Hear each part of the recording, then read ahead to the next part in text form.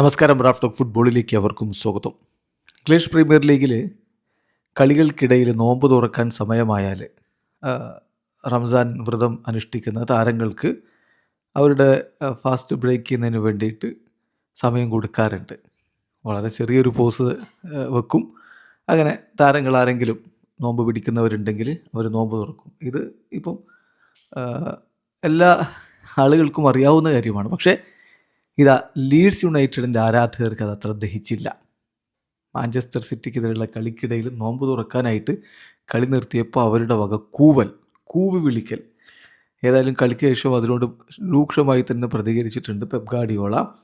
ഏതായാലും ഈ കളിക്കിടയിൽ മാഞ്ചസ്റ്റർ സിറ്റിയുടെ മുസ്ലിം players Rayan Cherki, Omar Marmoush, Rayan Ait-Nouri ഇവർക്ക് നോമ്പ് തുറക്കുന്നതിന് വേണ്ടിയിട്ടാണ് മത്സരം ഒരല്പസമയം നിർത്തിവെച്ചത്. ഈ സമയത്താണ് ലീഡ്സ് യുണൈറ്റഡിൻ്റെ എല്ലൻ റോഡിലെ ആരാധകർ ഈ കൂവി വിളിക്കൽ പരിപാടി നടത്തിയത്. ശക്തമായ ഭാഷയിൽ കളിക്ക് ശേഷം പ്രതികരിച്ചു പെപ് ഗാർഡിയോള. പെപ് ഗാർഡിയോള പറഞ്ഞു, ഇതാണ് മോഡേൺ വേൾഡ് അല്ലേ, ഇതാണ് ആധുനിക ലോകം, റൈറ്റ്? എന്താണിപ്പോൾ ലോകത്ത് നടക്കുന്നത് നോക്ക് നിങ്ങൾ, ഇന്നും അത് സംഭവിക്കുന്നു. എന്താണിത്, ശരിയല്ലേ ഞാനീ പറയുന്നത്? ആദ്യം നിങ്ങൾ മതങ്ങളെ ബഹുമാനിക്കാൻ പഠിക്കുക, അതുപോലെ തന്നെ വൈജാത്യങ്ങളെ ബഹുമാനിക്കാൻ പഠിക്കുക. അതാണ് ഏറ്റവും പ്രധാനപ്പെട്ട കാര്യം. ഇത് റൂളാണ്. ഞങ്ങളല്ല പറഞ്ഞത് ഇങ്ങനെ ഫാസ്റ്റ് ബ്രേക്ക് ചെയ്യുന്നതിന് വേണ്ടിയിട്ട് കളി നിർത്തണമെന്ന്. പ്രീമിയർ ലീഗാണ് അത് പറഞ്ഞത്. പ്രീമിയർ ലീഗാണ് ആ തീരുമാനമെടുത്തത്. ഓക്കെ, സോ 1-2 മിനിറ്റ് അതിനു വേണ്ടി ബ്രേക്ക് ചെയ്യുക കളിക്കിടയിൽ എന്ന് പറയുമ്പോൾ പ്ലെയേഴ്സിന് വേണ്ടിയിട്ട് അത് പ്രീമിയർ ലീഗ് ഒരുക്കിയതാണ്. അതാണ് അവിടെ നടന്നത്. അതിന് കൂവി വിളിക്കുക എന്ന് പറഞ്ഞാൽ നിങ്ങൾ ആദ്യം ഡൈവേഴ്സിറ്റി ഉൾക്കൊള്ളാനും അത് റെസ്പെക്റ്റ് ചെയ്യാനും പഠിക്കുക എന്ന് തന്നെ പെപ് ഗാർഡിയോള തുറന്നടിച്ചു പറഞ്ഞിരിക്കുകയാണ്.